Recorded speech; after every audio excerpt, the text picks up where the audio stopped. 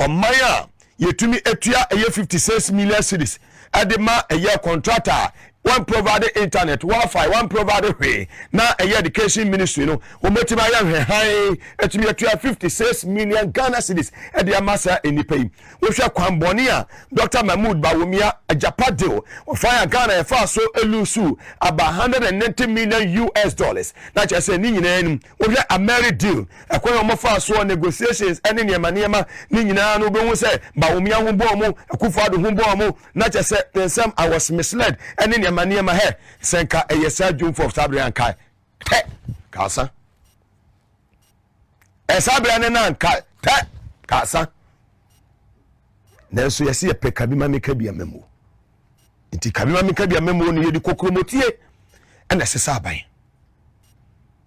na enei si ya reflecting ya come back in 1979 eniema bi esisi ya ede ma amanfo Rollins ene no kofo eji wo man ya enemy bisa say what has changed Akufo-Addo aban we kro no mo ba wo Ghana ha no deals awodo mo eye aban Japade e mo toton ma wo mo ho akrofo asefo from top ebesi down kro no mo ba wo ma we Jakpa deal ni atua 12 million Palugu aye dam ni atua $12 million e de ama contractor na one block ra ya tu bi wo eye Palugu ho na ba wo mi akotena Asempa FM na woni enua eye obi o ma na platform no watimi akanya asem bia akire Ghana for e ka say Palugu dam no eno any signature project ya obetimi de nesesi ni boss as vice president of the Republic of Ghana obetimi de nesesi ni boss sa project no akoso yie papa o mawie ya bibie koso George Napo Yakopon ya adoma on the 8th of your birthday this month so o ye legend o ye hero iti na wu June no afemu koduru ho a hwe eniho Baby, I want the Ghana do no. Ya hwe ne mesisi ye ene de be ya be abedu no. June 4th. E de ne kai Rollins ene. Dear I'm saying that we can vote and out. Personality is okay. But my dear, what we need to do in this country is to establish a situation where even if it was the devil who should come and sit on top of us in Ghana, by virtue of certain procedures, certain practices, the devil cannot get away with doing whatever he wants. He would necessarily have to do what the people expect of him. Minority leadership no womo ebo adwuma no na momo ebo adwuma no yenua baza nato Rollins ebo adwuma no na munyina amate asim opanyi Jola Zebra dani da nyina oni saseles otu no watiem Dr. Callistos eye Jos Mutari bawa Sandogbe onna na chese adwuma omo ebo dan mo ene omo mu di na chini security fo nyina no obi anya dan enna mentra ho enkasa wo twen na campaign no ye wie party no win power now be bad position. Jerry John Rollins. Who have been sitting in the comfort of their homes, whether in Ghana, abroad, the US, in hospitals, waiting for others to win the elections for them. The time has come for them to also wake up and hit the campaign trail. Of this a year ambulance trial, Honorable Atofo a minority leader, and Yenua a year Richard a year Jakpa, Omunina the third accused a year person in this a year trial. Omuko PM Ewo Court, Emma a year local champion, Attorney General, Odame, and also EBPMO Ewo Court. Na Jakpa I explain why or record a year Attorney General Odame yenti way a exclusive. Refute the allegations and then set aside the record according to his opinion straight the way it is supposed to be. I have done mine in court, so I'm expecting to come in. Do you is in court, not in public opinion? Do you sorry about that. Do you expect Mr. Odame to be in court today? Is that your expectation? Well, he's supposed to be in court because he's Attorney General, and this issue is personally between he and I. If he doesn't show up, how would you feel if he doesn't show up? The court to determine that. So again, you want to reiterate that at the end of the day, you would be exonerated. You are not going to jail. Because I'm an innocent man. What do you make of the position that the tape you put out is a doctored tape? Well, they are claiming it's a doctored tape. I didn't say that. So they should bring the original. They should tell the original to court. But why did you record the Attorney General? Well, that is not for you, brother.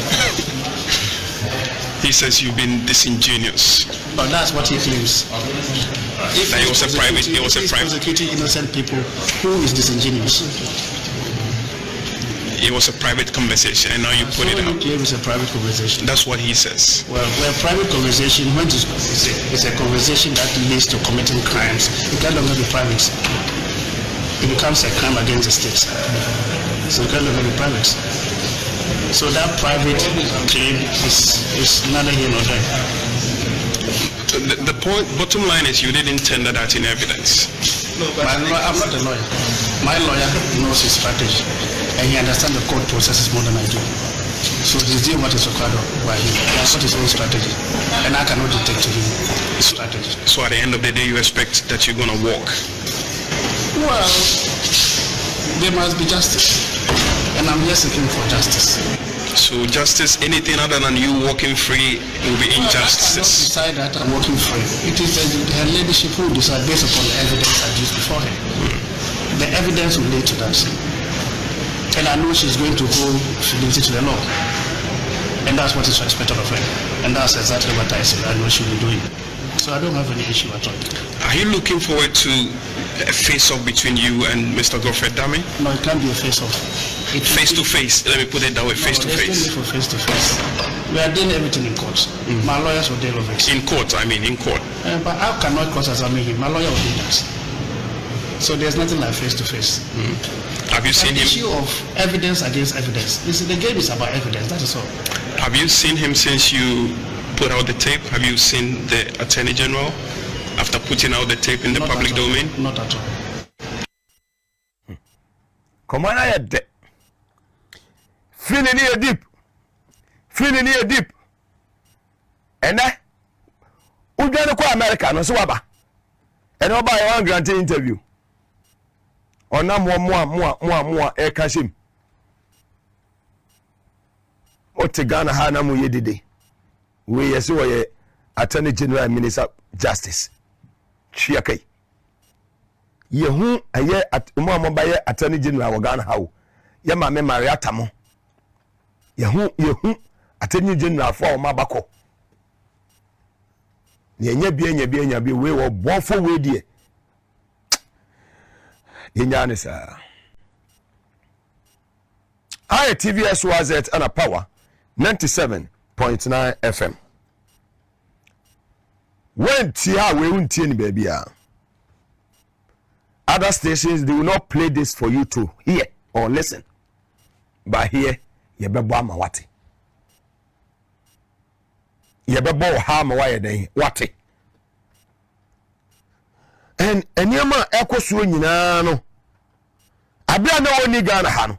Send one kofo a Frank Davis mo ya press conference ema no. No on the communicators here.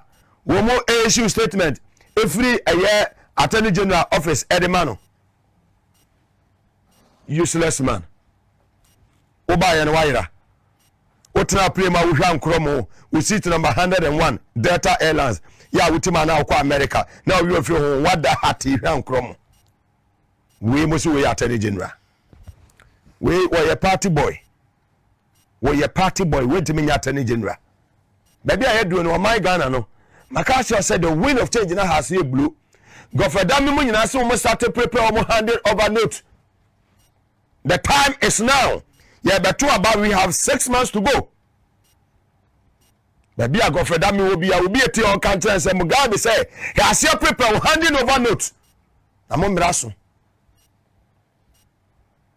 Moba handing over on the 7th day of January 2025. Bibian wa mo baye be yi. Bibian wa mo ye be yi.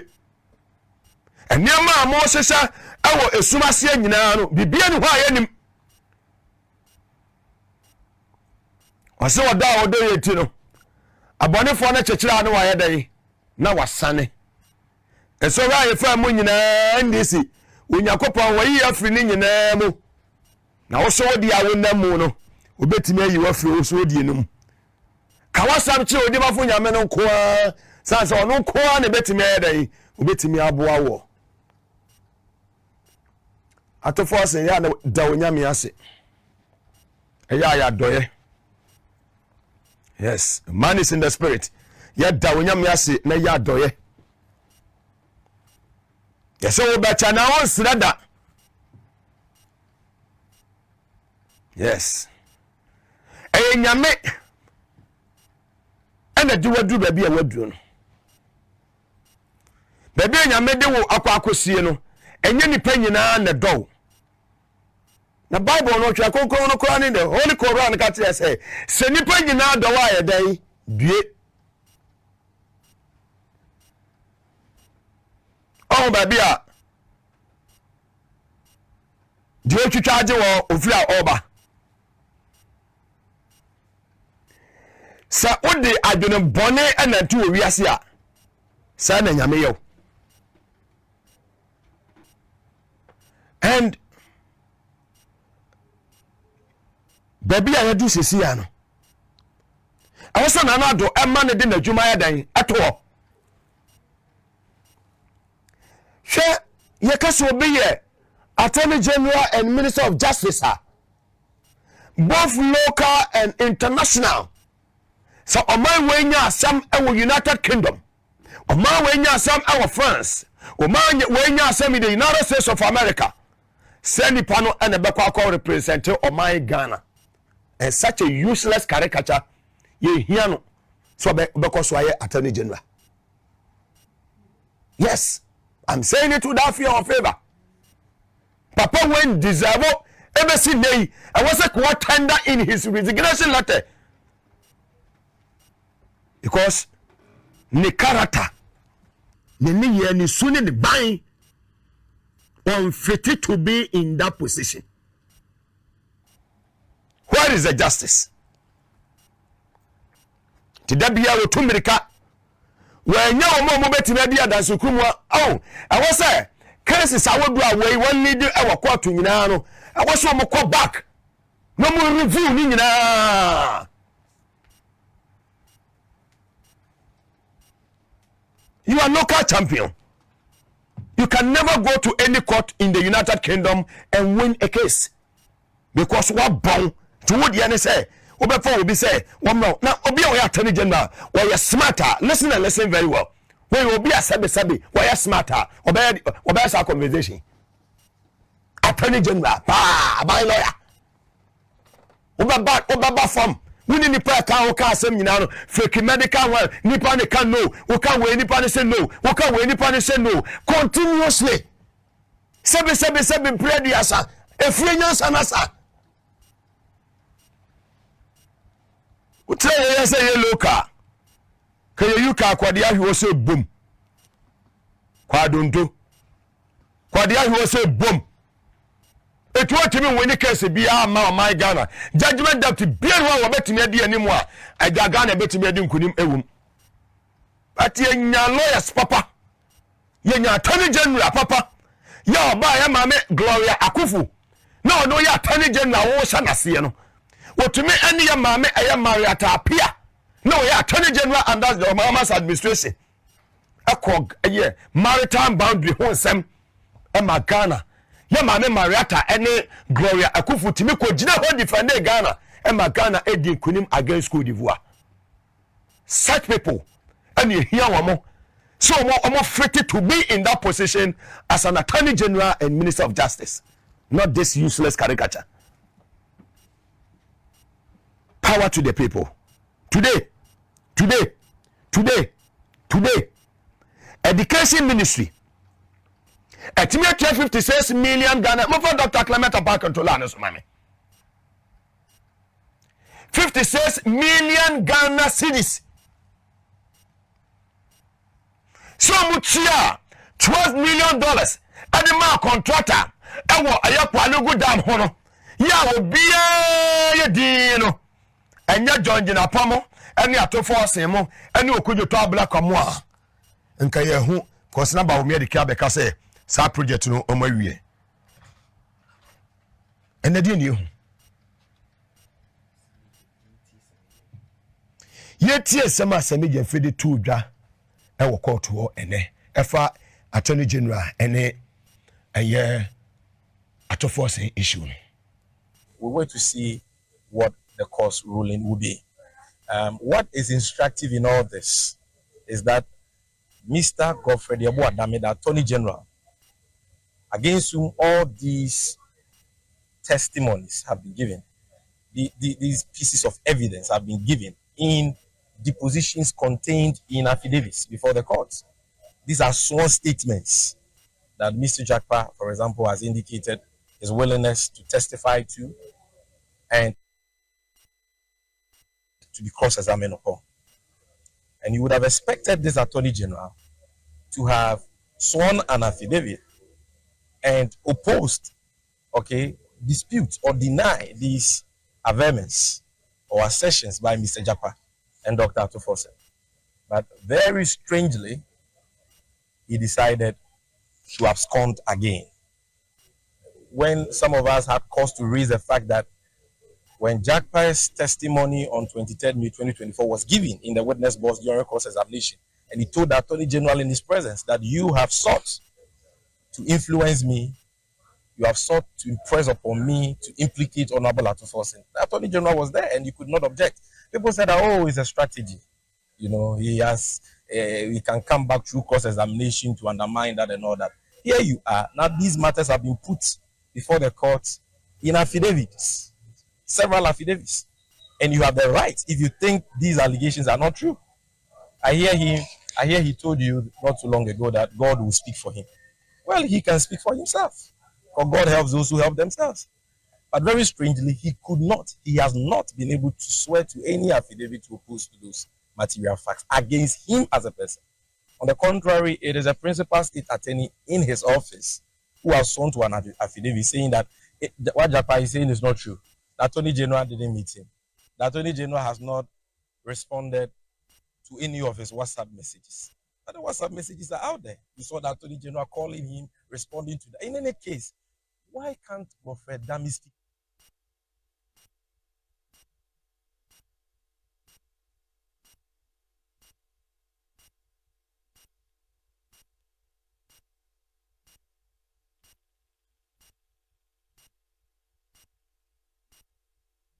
That there will be consequences if he swears an oath and lies under oath.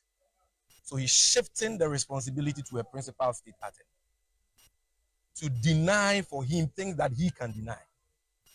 That is strange. That is incredible. You understand? And that is why counsel for Mr. Jakpa has raised an objection that in law, that principal state attorney cannot be the one making those depositions. That was Same Jamfi omo free court on sama or the two a year. Bemedin Wabon. Fantastic man. Mijirisa and association no members no be a way a year baby am one. Oh, so far so good.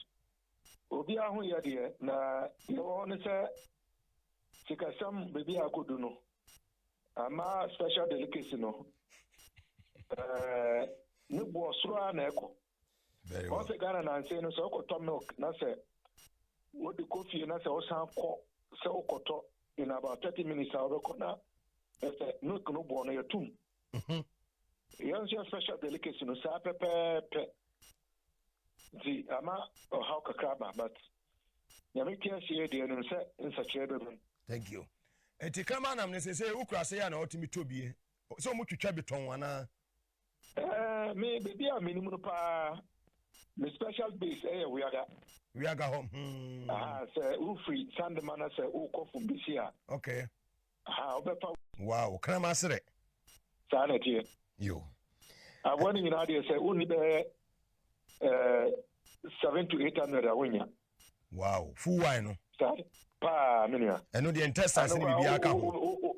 Yana ayede pa. Yo. All we have one is the other main issue no so. And some Boba Ban who say why a rata be ni nyina aba efa 56 million Ghana cedis here Ministry of Education. One more triadiama contractor for no work done. I say or be provided air Wi-Fi, internet, any other. One more 56 million Ghana cedis. There many pana on your Jumebia. And some Senate here, whatever ma. Sanso member on the Education Committee of Parliament. Yo, mini ameda say. The Edikano. Mamin Tubia. Say 2016. And NDP manifesto promise. So they will provide free Wi-Fi for all public secondary schools. The whole of 2016, 2017, 2018, maybe will be in our parliament. 2019, 2019, so government has entered into a contractual agreement with a company to provide free Wi-Fi to all the public secondary schools. But me filing questions in our parliament. Say, I want to know the contract, how the company giving the contract was selected, the terms of the contract, and then I say for. In 2021, yes, about Parliament 2021, no. And I sound so far a question. The new owner, Minyantia, say company now, your contract now, no. Your friend of busy internet. Busy internet. Even busy internet, yes. Sunday, I can offer that idea. Send me a cover. You say you're the contract number busy internet. But me say the same contract number who contract amount, any recurrent expenditure, any conditions. Me filing questions I will send it all the questions I filed. Fantastic. Everything that means Sankai. There were one Minyantie say busy internet. Phobia no more. Ya yo munyadwa eti omonso no edufuo eni etidijanti no we have decided to steal the bees. Wow. Na good. Who fourth estate yeah me no di onko fourth estate. Okay. And a fourth estate and no much train komo. And a fourth estate any information e free ho. The fourth estate so so the analytical the questions our parliament. Fantastic. And also almost me. As part of that interaction, no, and I can tell you on authority that fourth estate has finished an investigation and they are doing a serialization. But through the fourth estate, I was able to see a copy of the contract, which was signed in December 2019 between government of Ghana and Busy Internet. Jail. The contract was a 5-year contract at the sum of 84 million Ghana cedis to provide internet for all the public secondary schools, the 46 colleges of education, all the district and regional directorates of education. And then the recurrent component of the contract, besides the 84 million, was captured as 6.3 million Ghana cedis. Which means, Bosumi Lenewo, the company, 6.3 million Ghana cedis. I have busy internet. Busy internet. Sir? Busy internet, no, me check, sir. me ye ne course me nya e kire say business internet no so e ye kanufori atadia no mo officer was second well I know they say me kaba asem de ya de esu ye na of the state as strategization they came and interviewed me and I also explained myself Bamuga Kanyafam but the one said answer na of the state ever started in Shimono na me menyantia through my sources in the educational sector. Sir, the internet connectivity was not fit for purpose. And what that means, listeners, on paper, they are supposed to be benefiting from this free internet. Colleges of education, free internet. District directors of education, free internet. Any region, but it has not been working. Very well. You want Africa Education Watch. Yeah. On one research and investigation. Our publishing document and we will copy. You should share more. Yeah, Now, 95 of the schools where the investigation was conducted reported that their connectivity was either not functioning at all, just that there's no connectivity. And I said, now a war and a tikoye for about 3 years and some my and it did so almost say a bar 30 minutes not to consider my issues that I raised when the fourth estate contacted me is why is it that we are paying this company 6.3 million Ghana cedis a month. The contract that I saw and from the fourth estate, so even the reoccurring contract, has been adjusted to 11.3 million from the 6.3 per month. Well, so since 2019 December, with your calculations, 6.3 million Ghana cedis a month. Even if we are using the original contract, not the one that the fourth estate has hinted me, the Bible 24 Aqua PPU, Aqua J, a sole source revision to bump it up to 11.3. From the 6 million to 11.3. Yes. The issue is that we need to advocate for an investigation, an audit, because 8.84 million Ghana cedis for 5 years and 6.3, and now we are hearing 11.3 million Ghana cedis a month for internet connectivity. We am quite use both at the colleges of education, at the secondary schools, as well as the district and regional directors of education here. So I am calling for a full investigation and an audit, because say I did any problem, but to know that from the onset we have not had value for money. And even the contract was never brought to Parliament. The Education Committee, we have never seen the contract. Questions are filing in our business. There has been no response. It is not a matter that we ought to take lightly. After the but the fact of the matter is that we paid 56 million Ghana cedis last year, from January to September last year, for a service that we didn't benefit from. And that was the case in all the previous years, according to my sources.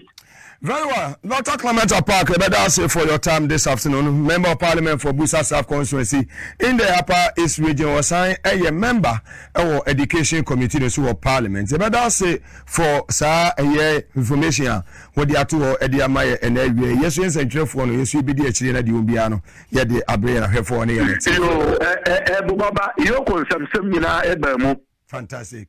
We'll go deep into it. Thanks so much, Honorable Clement Apak. Fantastic. Every say June for Funama. Why shake battle dress? Legends are born. Fantastic. Yana mitio pansena utimi edin semno eshishe woni ni kremu eni tumi woman. We had it. Fantastic. We had it. Na muga mede akonye bechia adofo ehwefo ni itiefo nyina. Good. Titu ashamanfo, colleague lotefo, and I'm students and colleague lecturers and obi biara ohwe me bia mechia omo.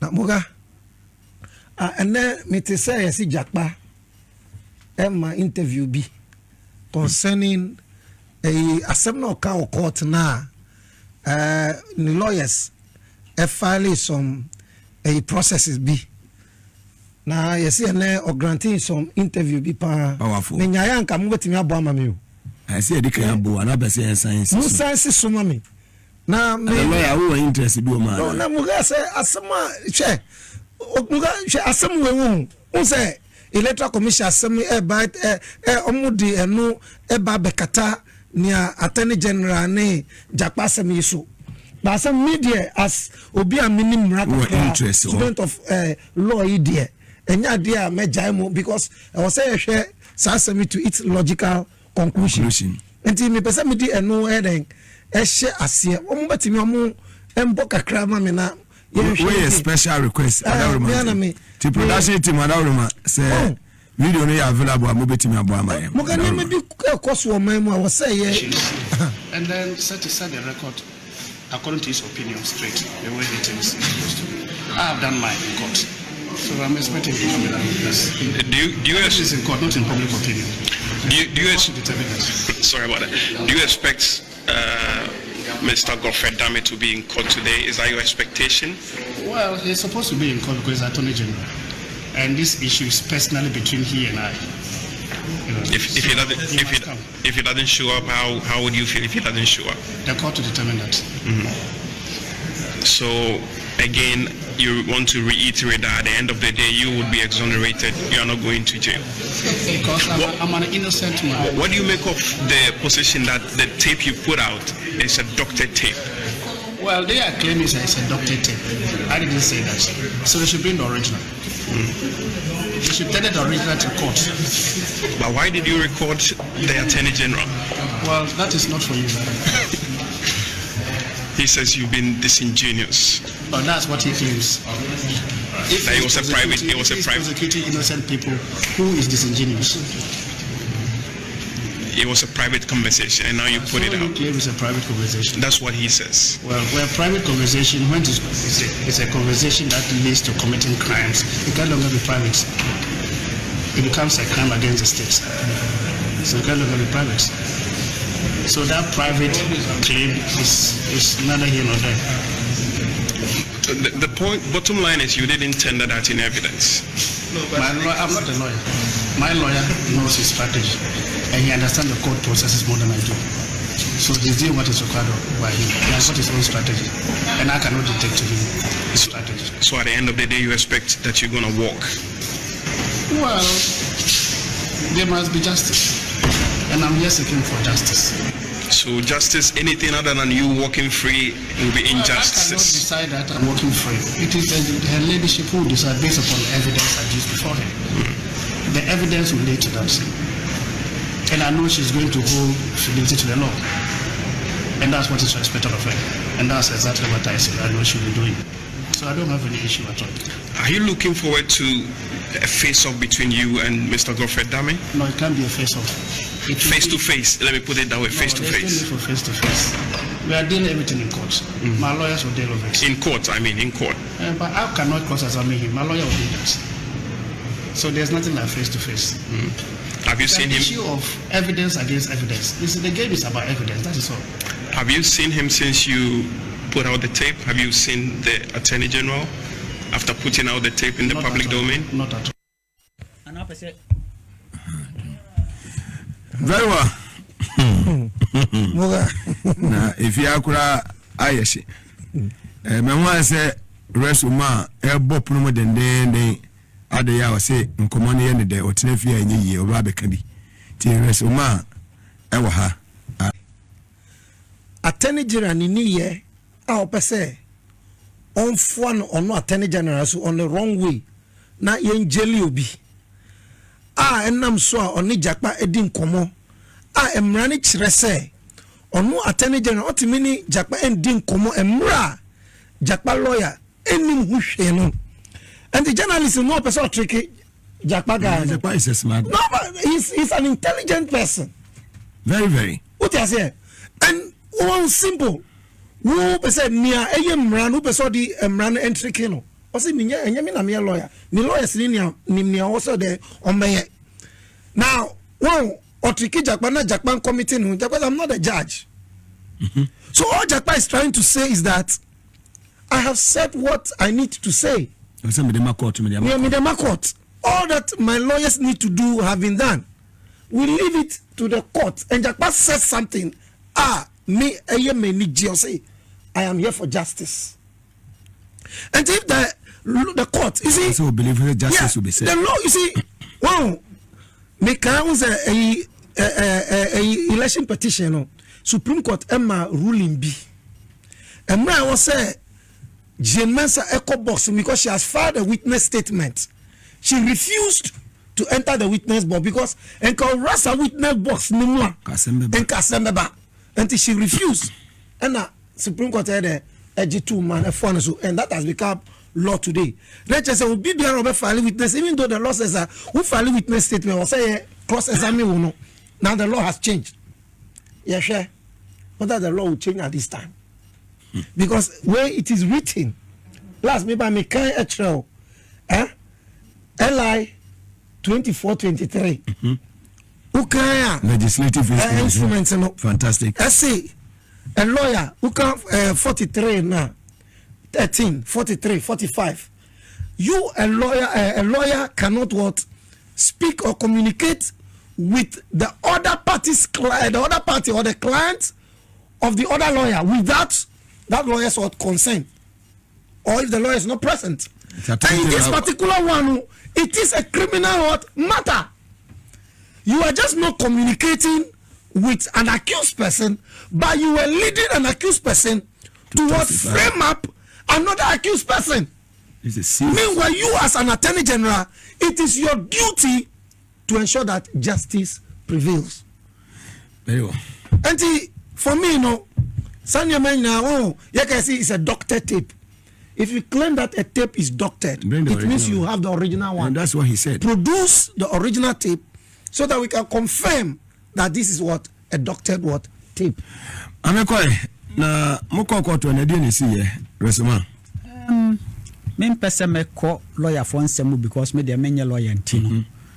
Court one sem ne dey enka me ba to nchen kakra. Na emom no me de me common sense as a nyumtuni a menye lawyer me political activist me Ghanaian citizen ade a mentiase and they say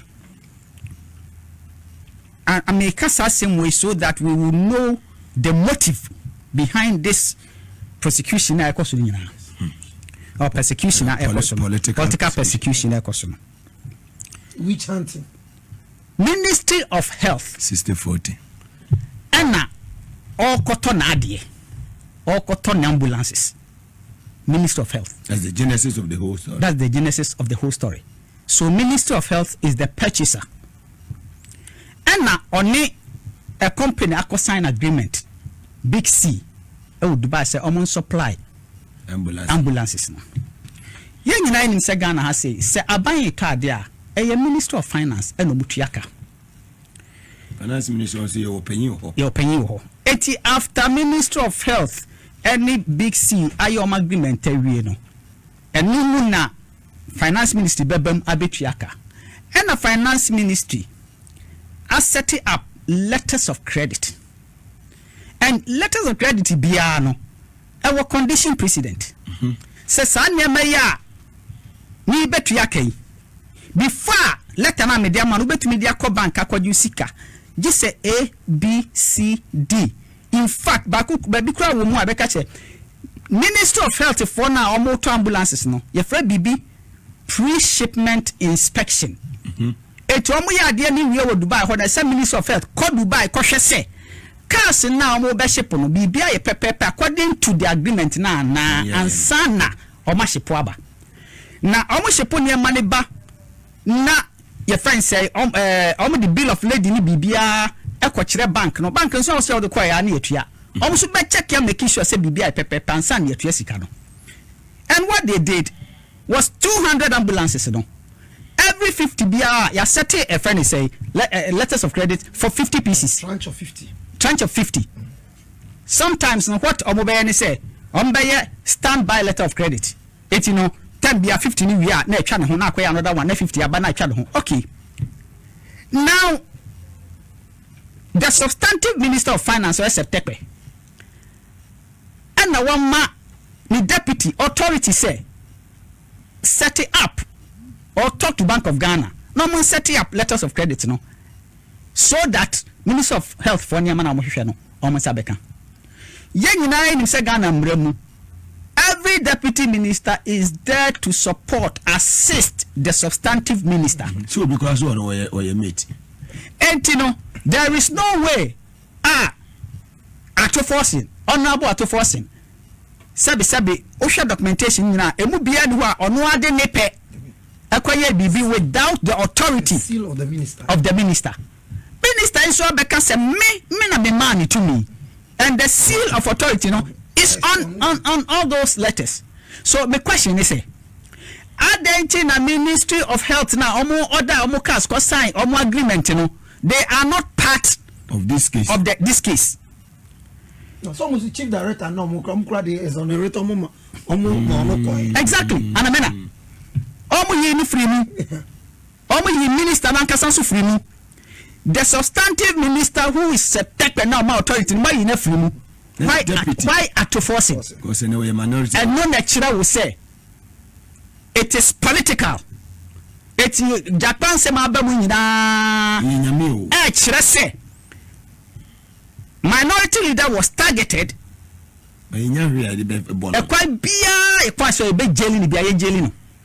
Because under normal circumstances, with my common sense,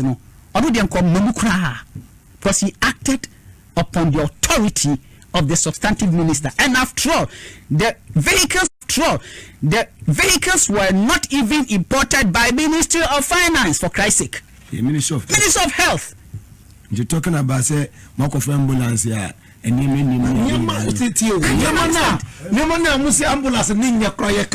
Three things.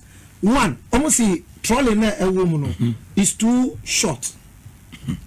Seat na a ambulance is not comfortable enough. The question I ask is, nurse ni or share patient ambulance must the nurse be sitting comfortably to be attending to a, let's even assume almost stickers na about ambulance no were not properly fixed. That is where my question comes in. Did Ministry of Health pre-shipment inspection did they see all these things and some years do? So all these things now why say at forcing and why? Why the answer mutuai?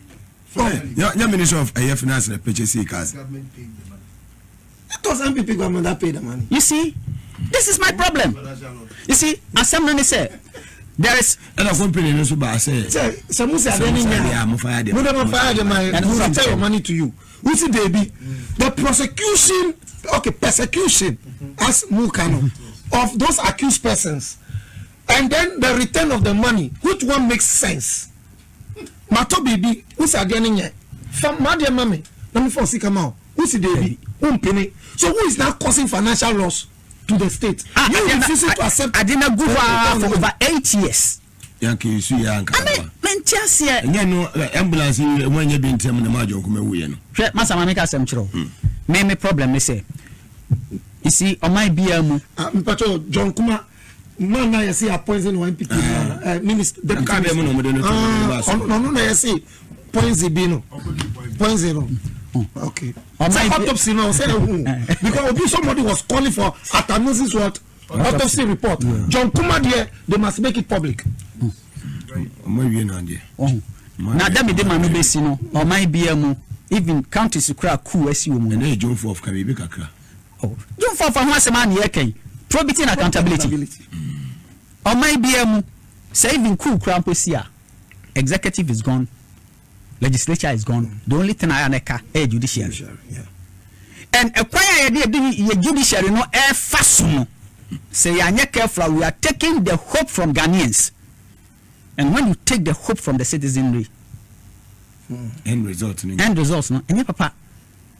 Because I can't understand. They say, "Ubetumi atan nipa baako to the extent say nipa na assess or no protected the citizenry and making sure say justice is served no." Hwede ehu, e dey na ekoso. Justice Minister. Me dey Manuesi. Medasi.